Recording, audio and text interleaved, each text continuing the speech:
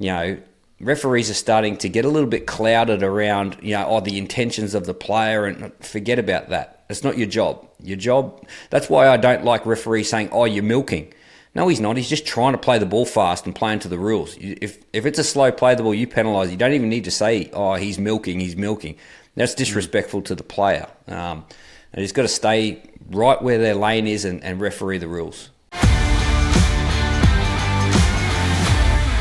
Welcome, everyone, to another edition of the Billy Slater Podcast. Another weekend with so many talking points, some magnificent rugby league, and a weekend that probably showed us as well, too, that just forget about ladder positions. Just go along and enjoy the footy, because one of the games of the round was on Saturday night between the Eels and South Sydney. We'll talk about that. We'll talk about where the round started. We've got our AMPOL Power Surge. We've got the Billy M's. It's going to be another terrific edition of the Billy Slater Podcast, and the star of the show is right here, Billy Slater. How are you, Billy?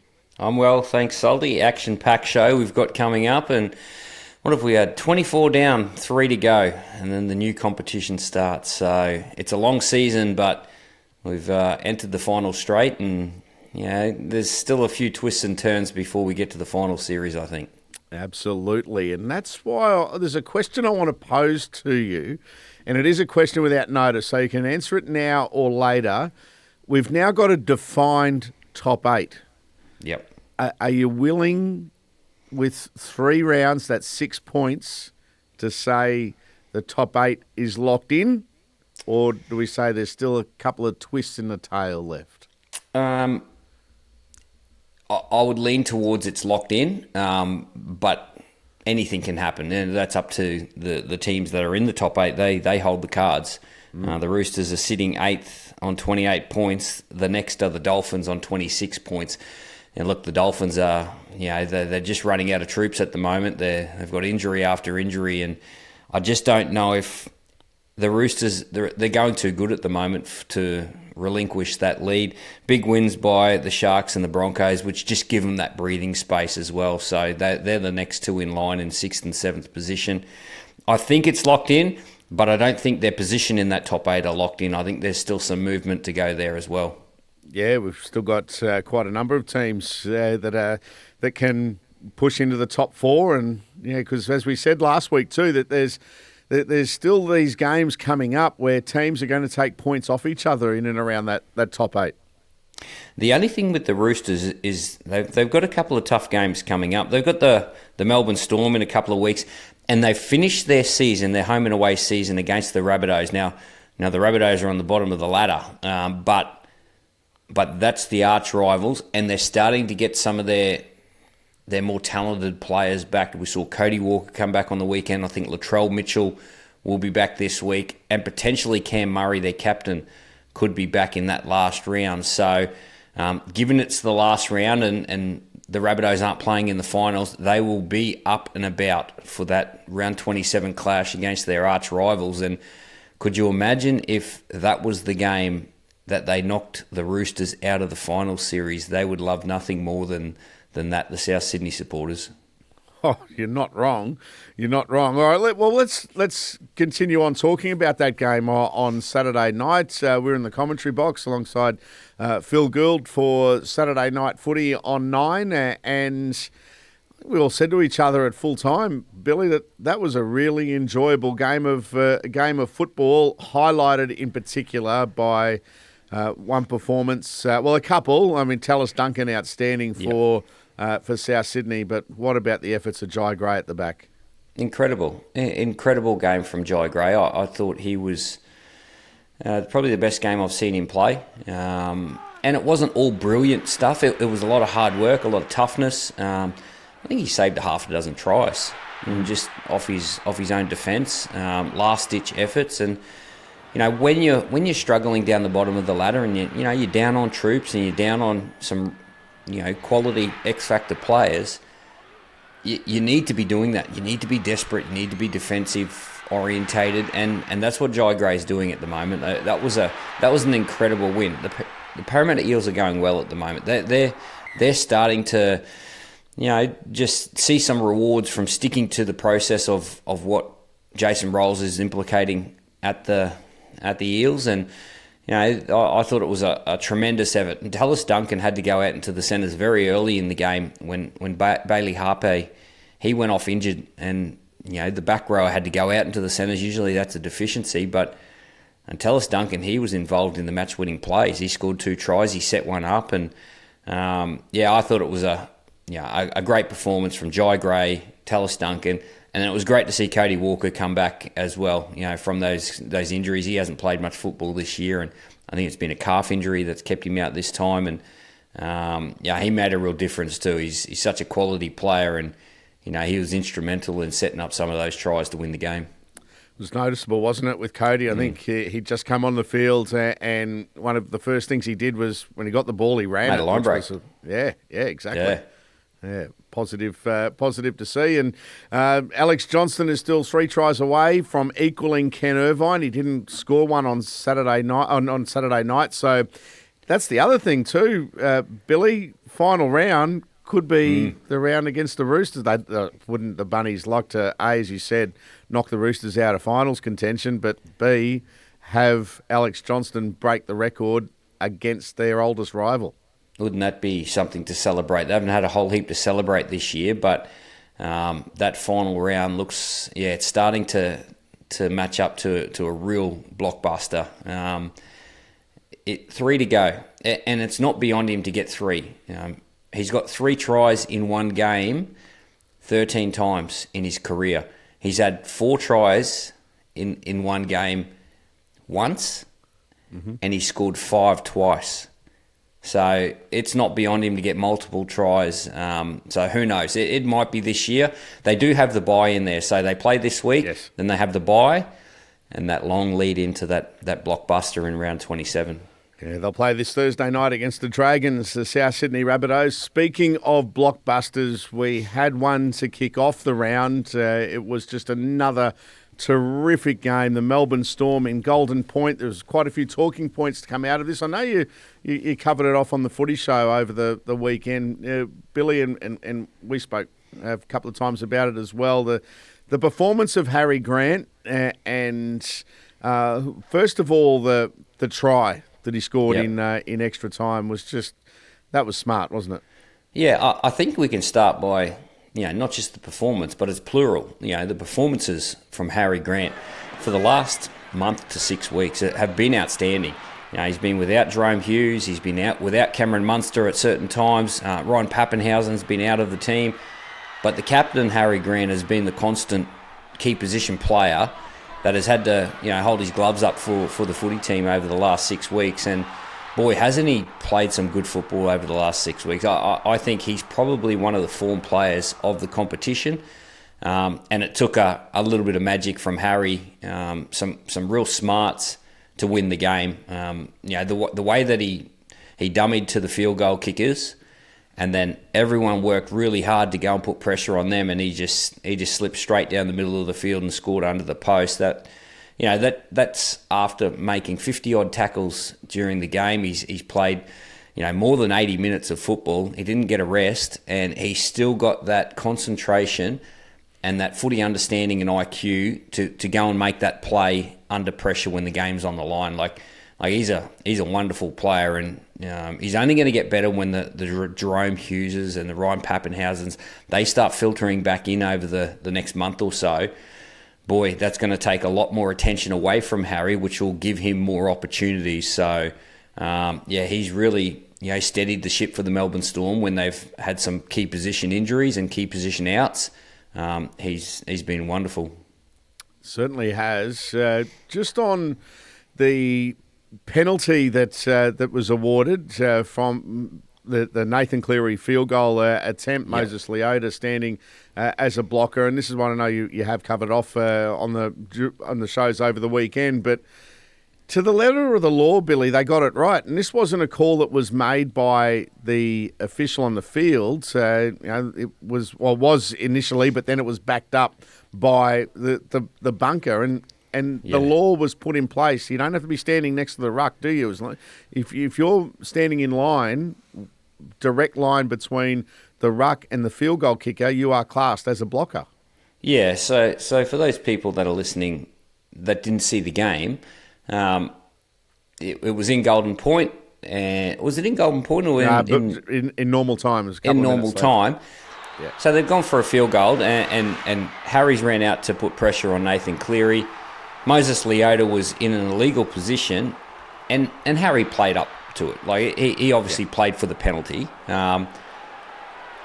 There's two lines of thinking here. Like, was it a penalty? Yes. Yeah, you can't stand there. Moses Leota did actually shift towards Harry ever so slightly. So if you're going to look to whether it's illegal or legal, it's an illegal play in that part of the game. And those rules have been enforced over the last 2 years since they've came in. Now, if you want to argue, do you like the actions of Harry Grant? That's a totally different story. The referee's got it 100% right. And if we're going to start ruling and refereeing the game on whether you like the actions of players and what intention the players have, you're starting to get into dangerous territory. And there were a couple of incidents over the weekend with some tries that were awarded that looked like obvious obstructions to me. There was one in the Warriors game, and there was was there one in the Cowboys game? What other game was there? There was a Cowboys game yesterday. Jake Arthur on Jeremiah Nanai for, I think it was Purdue's try.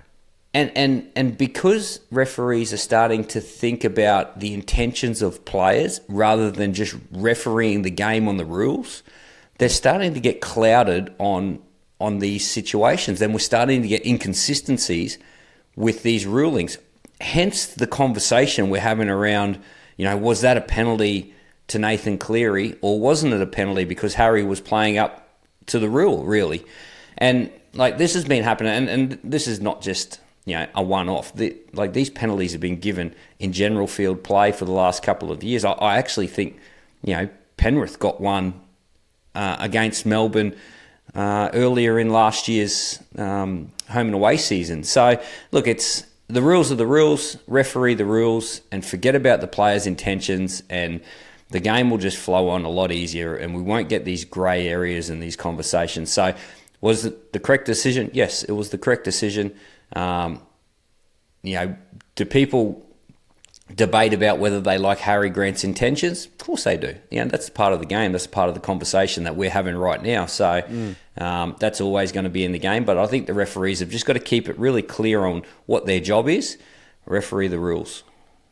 That's what all the fans want. That's what the players and coaches want too, don't they? Yeah. Yeah, and you'll stop the inconsistencies. Let's jump into the Warriors and the Dragons. The Warriors come back, I think it was 10-0, and the Warriors scored a try. It was a blatant obstruction. It's like black and white obstruction. Don't even look at it twice. Come back, that's a penalty. You ran the wrong line. You stopped that player from going out and making that tackle. Did he play it up to the rules a little bit? Yeah, of course he did. But don't worry about that. Just worry about the rules and was he impeded to try and get to that player? Yes, he was. Obstruction. So I think we're starting to, referees are starting to get a little bit clouded around, the intentions of the player, and forget about that. It's not your job. Your job, that's why I don't like referees saying, you're milking. No, he's not. He's just trying to play the ball fast and playing to the rules. If it's a slow play the ball, you penalise. You don't even need to say, he's milking. That's disrespectful to the player. And he's got to stay right where their lane is and referee the rules. I think a lot of people will be nodding their head in agreement there. Should we be concerned that there's a couple of these moments like the Warriors game, the one yesterday as well, and regardless if they got it right or not, and I don't think they certainly got it right for the Warriors one, Billy, but we're round 24 going into round 25, high-stakes football coming up with the finals around the corner. That we worried that these issues are starting to surface? If it continues, look, the Dragons can't make the finals, so it's a really tough one. Like that, I suppose that mathematically they're still a chance, so they'd be disappointed. I'll tell you the team that'd be really disappointed about the decision with the Dragons Warriors try would be the Penrith Panthers. The Panthers were sitting in the top four. They lose to the Melbourne Storm, and then if the Warriors get beaten by the Dragons, and it pretty much was come down to that decision. The Dragons were well on top, and then they scored that try, and then they come back and scored another couple. So the Panthers would still be sitting in the top 4 if that decision was correct. It does have implications, and I suppose if it continues, there are concerns. But look, it's a quick fix for me. Like it's pretty obvious, but whether it gets sorted out before the finals, that's another story. Yeah, I think you can throw the Sharks and the Broncos in there as well, because that they still find themselves 2 points behind the Warriors. But anyway, as they say, fish and chip wrappers now, isn't it, with the Warriors? They did get those 2 competition points. But, boy, I do feel for the Dragons, though, not just off the back of that call, Billy, but we had the Jack DeBell and Hamish Stewart head clash, which was sickening. Then they lost Hamasele. Not long after, there was confusion about when they can bring in their 18th man. A whole lot went against them in that game. Yeah, absolutely. And you very rarely see that, but it's not that all that uncommon to see 2 players from the same team, have head clashes in that manner, where, the person running the football, goes through a small little half break and then 2 players come around at the same level. Yeah, it did look nasty and, very unfortunate. And we don't see 2 players having head injury assessments at the same time and that fail them both. I think they were both Category 1s because they're pretty much both asleep on the field, which was, a concerning, for those players and those families of those players. But it was a pretty courageous effort from the Dragons. They've been going pretty well. They've had their fair share of injuries. No Val Holmes at the moment either, and they've done a great job. They were going for 3 in a row over there in New Zealand, and I think they probably should be 3 in a row. Given we're talking about that decision, but they can hold their head up high, the Dragons. Most definitely. That game was the early game on Friday when the Warriors got over the top of the Dragons by 4 in the end. But then we were all eagerly anticipating the clash between the Roosters and the Bulldogs. Another Walker masterclass, these dynamic outside backs, the Roosters forwards as well, whether it be the experienced ones, the youngsters that Trent Robinson has brought into the fold in the last 12 to 18 months coming to their own. They're playing some good footy, Billy.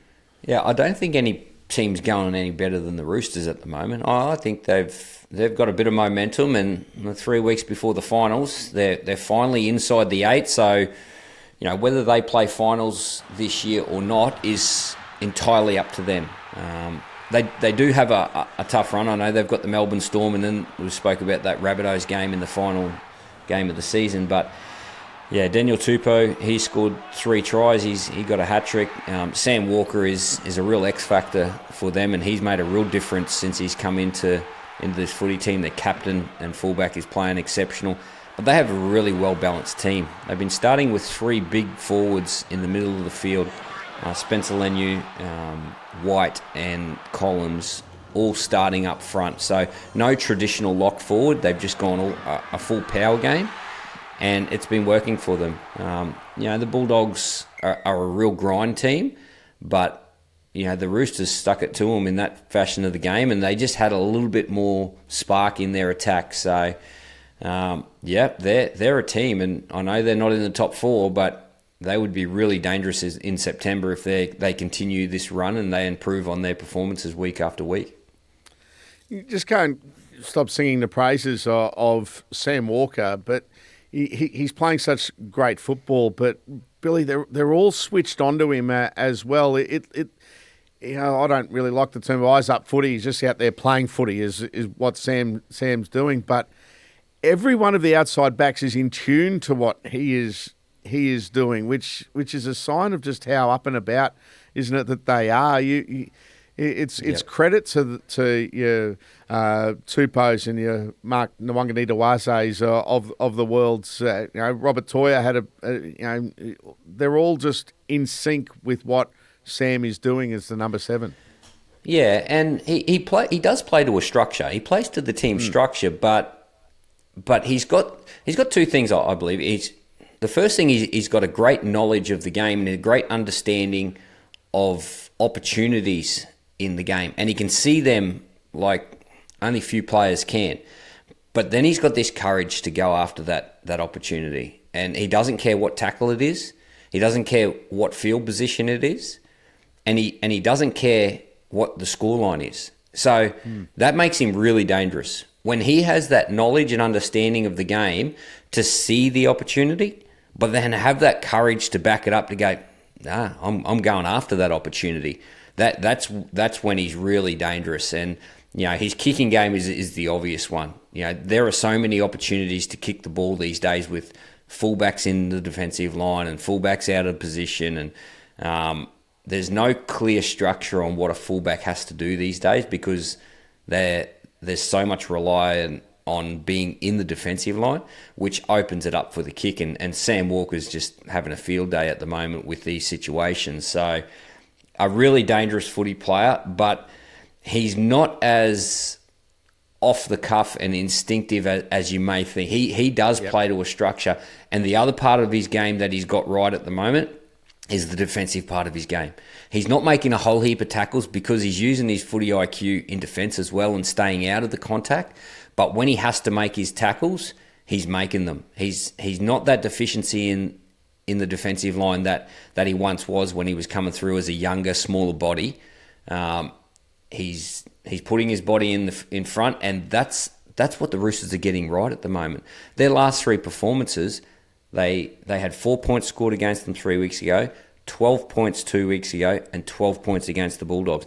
And you got to think they stripped them for numbers in the opening try of the game, the Bulldogs, and the only other try was an intercept to Matt Burton. So their defensive line is as strong as any at the moment, and we all know that the best defensive sides, pretty much win the competition. If they can keep that up, they've got so many points in them because of that creativity in their key positions. They've got a bit of a recipe at the moment that can be dangerous in September. Yeah, playing some terrific football. Plenty of other games to talk about as well. We'll get to Saturday afternoon and sunshine at Shark Park. The Sharks attack clicked. It wasn't a happy afternoon, though, for the Titans, Billy. No, it wasn't. I've been saying this for probably 18 months, 2 years now, that the Sharks should just go all out attack. When they think of defence and think the long game, the tough sort of grinding affair, I don't think they play their best footy. When they've got energy in their attack, and you don't have to always use it, but they are a dangerous footy team when they go all out attack. And all of a sudden, when they go all out attack, they find themselves in good field position to defend, and they don't put their defence under so much pressure. I thought that was as good as I've seen them attack. Nico Hines was at the forefront of it, and he controlled things, but their whole team were in sync, and there would just look like a whole heap of energy around their attack. And 54 points, 10 tries, that's what you need at this time of the year, and it'll just give them confidence. There's a real heartbreaker in this game, and suspected ACL rupture for Cam McInnes, which is devastating. And he does all those little things really well in their footy team that you don't, they probably notice, but everyone else probably doesn't notice it until he's not there. So there's going to have to be a bit of a workload lifted from some other players in the middle of the field. But that was as good as I've seen the Sharks attack for a long time. Yeah, and want to echo those sentiments too on Cam McInnes. He's been just terrific for the Sharks. I think that's the second ACL reconstruction he's had. He had an ACL reconstruction the year that he signed with the Sharks. That's right. I think he was at the Dragons and he didn't play that final year at the Dragons, and he signed with the Sharks having an ACL reconstruction. So he's a tough competitor, tough player in our game, but some real tough luck there, and hopefully it's good news. But they don't usually get them wrong when they say suspected ACL. No, unfortunately they don't. I'm just doing the maths here, Billy. So he's played 22 games this year. He's made 874 tackles, so that's 40 tackles a game he averages. Yeah. And yeah, that's the side of the game they're going to miss going into these big finals matches around the corner. Well, that's 40-odd tackles a game that someone else is going to have to make, or maybe a couple of players. A couple of players might need to lift in that area, because I look at the Sharks forward pack and there's so much power. You got Aden Fanua-Blake, you got Kafusi. There's a lot of power game in the Cronulla Sharks forward pack. Hazelton coming off the bench, Hemlin-Uele. He was the glue. He was the hard worker along with Brayley that does all the little things in and around. So, whether it's a Jesse Calhoun or one of these guys that's just going to have to, bite down on the mouth guard and pick up a whole heap of these, work ethic actions that the footy team need. But he will be missed, because not only is he that worker in the middle, he's their captain, he's their leader, he's probably their calm head. The way that he talks, he's pretty measured. So, yeah, that's a tough one to cop. Well, we wish him all the very best for his recovery, and we'll see him back sometime around halfway through next season. Cam McInnes, you can go and work on his modelling career, Billy. Bit of work to do. Sorry, Cam. Yeah, I know. Anyway, now also on Saturday we had a local derby at Suncorp Stadium where 14 all at halftime. Dolphins then skip away to a 28-14 lead over Brisbane, and then Brisbane clicked into gear and ended up winning by 10. Reece Walsh, terrific performance from him. He had plenty happening in this game, including a 40-20. Yeah, no, pretty complete performance by Reece. Look, I think it was a great finish by the Broncos, and I mentioned last week that the thing that the Broncos need is they need this Saturday night game to come around really quick, and they need to go out and put in a good performance, and now we can start talking about who's in the footy team and how the footy team are going, rather than who they're missing and how much they're going to miss them. So they've got some great replacements. Over Ben Hunt, Billy Walters was great, and they got the job done. Although an understrength Dolphins team, but you can only beat who's in front of you, and they've kept their finals hopes alive and their premiership hopes alive this year. So Reece was great. He really measured at the moment. He looks like he's in a great headspace, and he's the key at the end of the day. He stepped up into that ball playing role. Obviously still has that great running game, and he's always been a great kicker of the football. I've seen firsthand at training, how he kicks the football, and I think he did kick one out on the full off the kickoff. Maybe he's done that a few times, but that's purely due to how much power he does have in that left boot. So kicking a 40-20 didn't surprise me, and he's taken a whole heap of responsibility and playing really well. There was no strapping on his knee as well, so that's a really good sign that. He feels that he doesn't need that to go into a game, which would indicate he's feeling a lot better with his fitness and with his health. But it's between the ears that's really impressing me with Reece at the minute. All right, just on Billy Walters, and you made mention of he coming in alongside Ben Hunt in the halves, played very well, and you talk about just playing what's in front of you. How about that? They make the break down the right. He gets the ball, crossfield kick. He knew the defence was coming in. So Josiah Karapani out there on his own. Wonderful bit of play from Billy. Yeah, he's a very underrated player, Billy Walters, and has been for a long time. He's only been playing dummy half for the last 4 years or so. Yep. He's always been a number 6. I spent time with him down in Melbourne. He was down in Melbourne for a fair period of time, and I was still playing. And he was always a half, always a 5'8", and he always had that competitiveness. So now you've got two really good defenders on each edge in Ben Hunt and Billy Walters, and they're both competitive. They'll both chase kicks. They'll both do all the little things in the game. They're great defenders, and it's just a different team. That's all it is. Obviously Adam Reynolds and Ezra Mam are are great players and they bring different strengths. But these two, in some way, they're a little bit more dangerous. Ben Hunt's a little bit more of a dangerous runner than Ezra Mam, and Billy Walters has got different strengths to Adam Reynolds. So like they're a combination, and like Corey Pakes, he's done a great job at the start of the year, starting at number 9, and so I just think their footy team are still dangerous. They've still got a real quality in their key positions, and Billy Walters has got an opportunity now to go out and work towards the final series. Absolutely. Brisbane have got Newcastle away this coming Sunday. Now, speaking of Sunday footy, yesterday the West Tigers, another opportunity for their fans to celebrate. They get 2 competition points over Manly. More frustration, though, for the Seagulls, Billy. Yeah, no, that was a really disappointing one. They just haven't, ever since they beat Melbourne in Melbourne, Manly, they just haven't kicked on. I don't know what it is, but they were really happy. Remember that was the game that Jake Trbojevic kicked the Gatorade bottles in the dressing room, and it was like they'd won the grand final, but haven't backed that up at all. So it's been a disappointing end to the season for the Manly Seagulls, but the Tigers. That's 2 in a row now, really impressive wins. So they beat Manly on the weekend 26-12.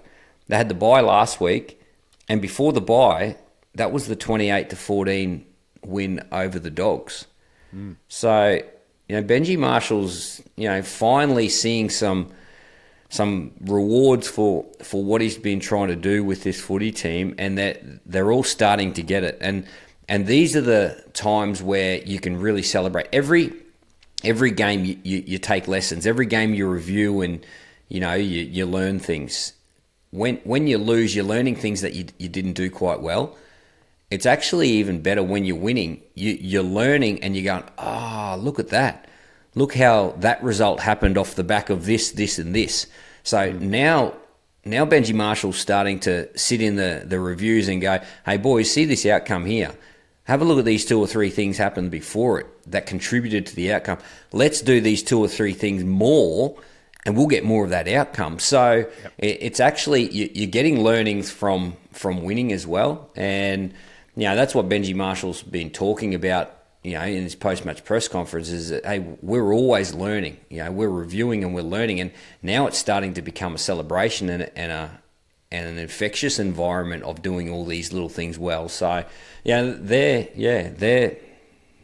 starting to hit their straps. Who have they got next week? Who have they got next week? They have Tigers have got the Cowboys. The Cowboys, which will be a great game. That'll be our Sunday afternoon footy on 9.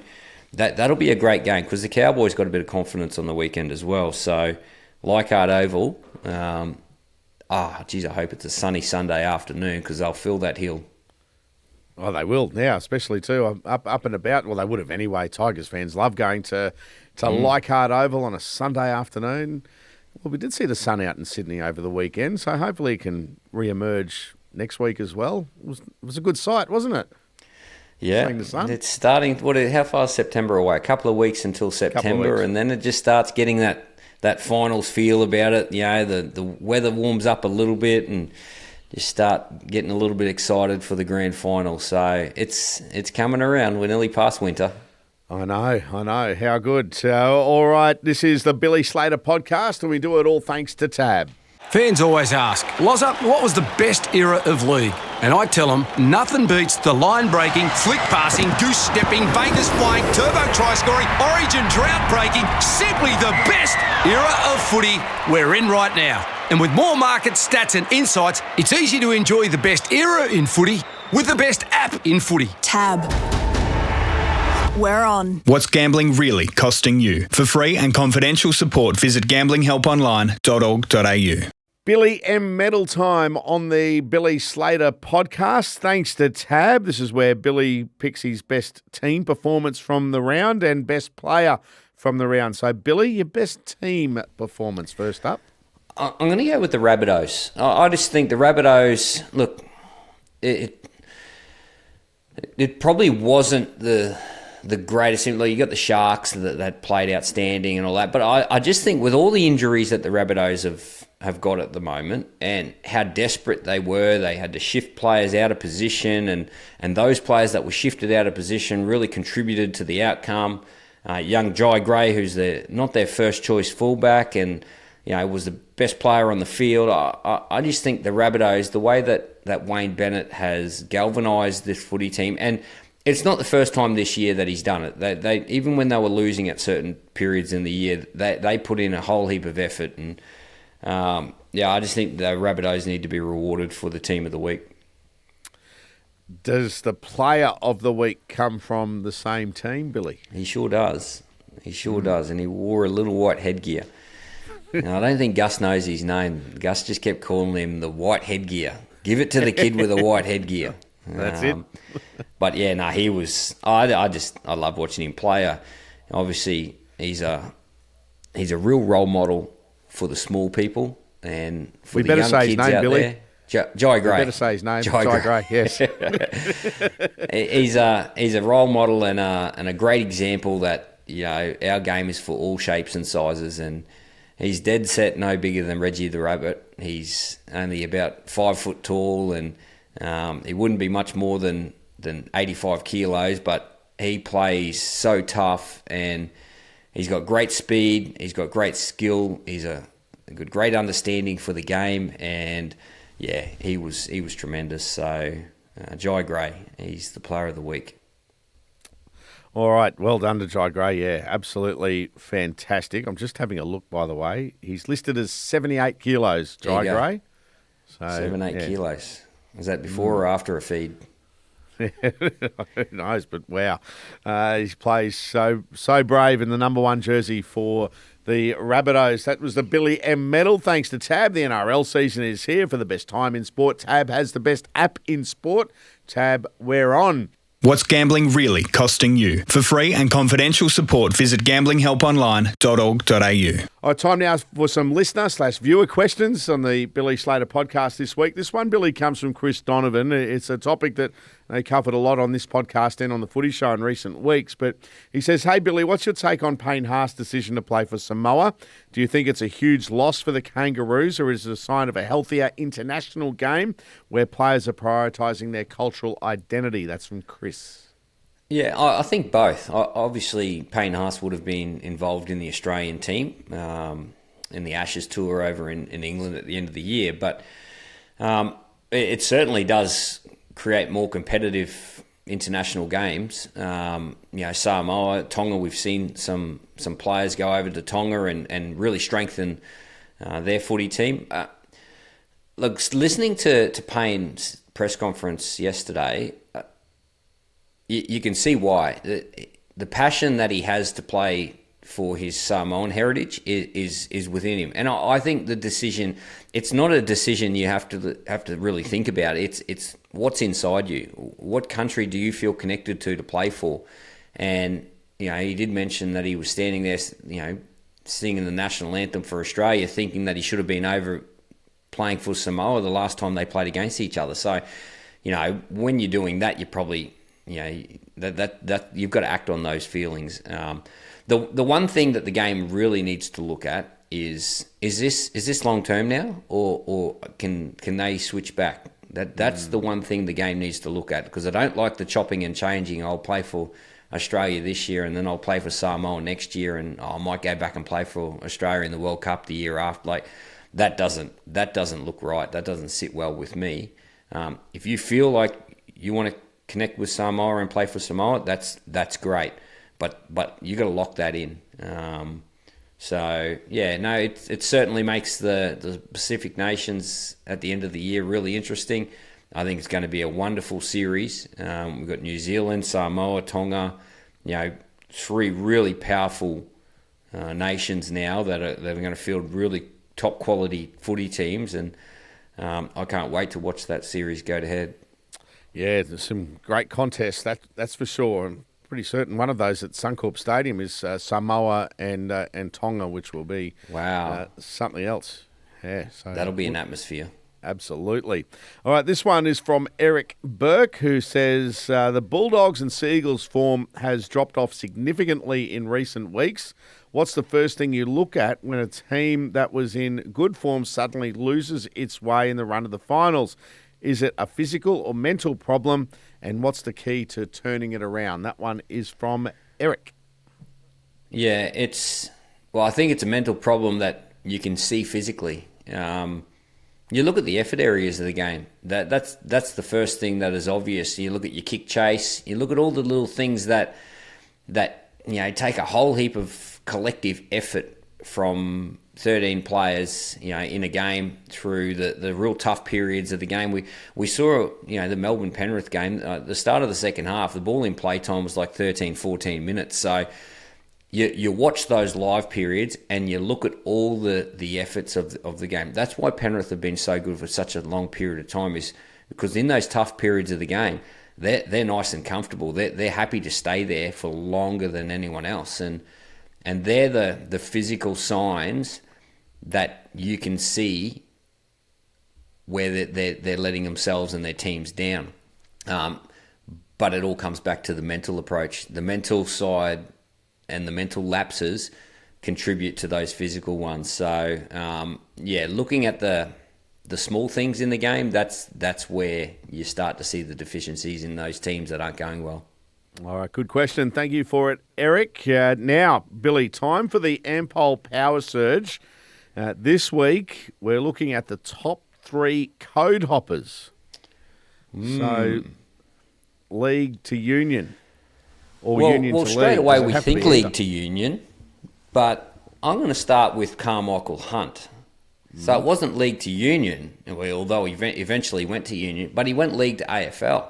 Now he was the first one. He was the first one to go from league to AFL, and he had that great moment where he kicked that goal after the siren, playing for the Suns. So I'll throw Carmichael Hunt up there. Look, the obvious ones are Wendell Saylor, Lottie Dakiri, Matt Rogers, Israel Folau in more recent times, Sonny Bill Williams.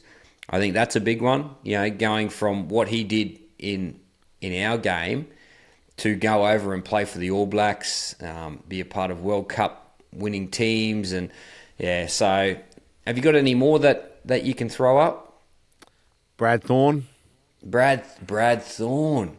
Well, he did it multiple times, didn't he? Yeah. Yeah. Went back league, then went to rugby, and then came back and won a premiership with Brisbane and played representative football again in 2006, and then went back to rugby again. Yeah, I played with Big Thorny. He was a monster, a giant. And now he's coaching. He's been a coach in rugby union for a long period of time now too. So, what a career. He's one of the greats. Yeah, amazing player. I'll give you another one too. Michael O'Connor. He's one who went from union to league. I suppose Ricky Stewart, union to league. Yes. And, well, we're seeing a lot of young kids come through the private school systems playing rugby union. Joseph Suoliti, he's another one.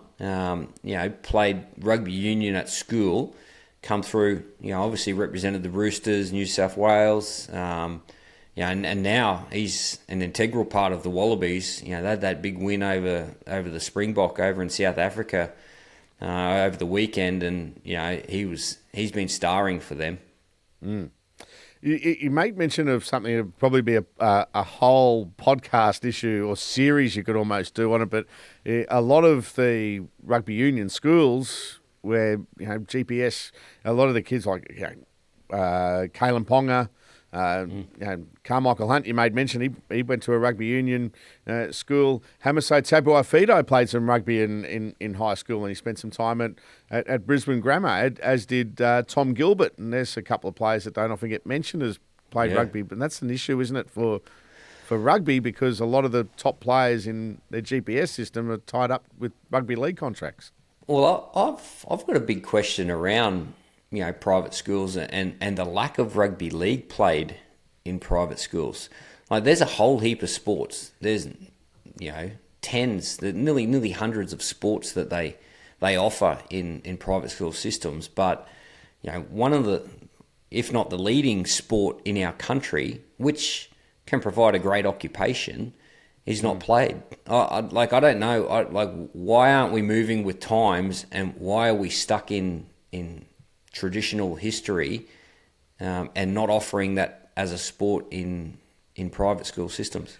Well, that's certainly the case in GPS rugby or schools, I should say, GPS schools. But we can say from the AIC, which is your Catholic schools, there is a thriving rugby league competition that has gone from, Billy, being a gala day a year just to have the kids play rugby league to a fully fledged season this year. My son's in grade 5 at one of those schools, and they play all the way up to the first 13, which is great to see. A couple of those schools have always played league, like your Paduas. That's where David Shillington went, and a number of other players had gone to. But now it's a fully fledged competition, and it's great. Yeah, I think it needs to change that mindset around, some schools not playing rugby league and only playing rugby. So anyway, that's I didn't go to a private school, but that's just my thought. There you go, and I'm sure a lot of people will agree with you. Now, whether you're cheering, that's our AMPOL power surge. I think we got to a top 15 then, not a top 3, but anyway, all good. Now, whether you're cheering on from the sidelines or from the living room, AMPOL's got your back on and off the field. Proud to power Australia's own sporting nation. Billy, by the way, folks, if you want to send a question to Billy, just email billyslaterpodcast@9.com.au, billyslaterpodcast@9.com.au. Round 25 of the competition. All eyes on Alex Johnston on Thursday night when it's Rabbitohs v Dragons. Friday night footy, Storm v Bulldogs. Another huge game. Yeah, that'll be a really big game. Obviously, the Storm will want to continue their run and their momentum into the finals, but the Bulldogs, they don't want to slip too far down this ladder, and even more so, they want to keep that momentum, or they want to gain momentum leading into September. So that'll be a big one. Panthers play the Raiders. The Panthers have got a tough run the next couple of weeks. They go Raiders, then they go Bulldogs. So that might decide, the next couple of weeks to decide whether they finish top 4 or not, because the Warriors do have a good run. But every game means something now, and the 2 points can determine whether you finish in the top 4 or not, whether you finish in the top 8 or not. So massive results at the moment will determine the top 8. Well, Saturday night footy for us this week on 9 is Eels v Roosters. That's massive. Man. The Eels no pushover, and the Roosters have to win. Absolutely. Yep, the Roosters need to keep that buffer against the Dolphins, because the Dolphins have that slightly better for and against. So, one win for the Dolphins and a loss for the Roosters, all of a sudden, they're flipped. Yep, and Dolphins away to Manly this week. All right, Billy, it's been another terrific weekend of rugby league, which we've wrapped up. We'll do it again next week, but look forward to seeing you at the footy across the weekend. Will do. Thanks, Salty. Thanks, Billy. That's Billy Slater. I'm Peter Psaltis. This is the Billy Slater Podcast. New episode out each and every Monday. We do it all thanks to Tab.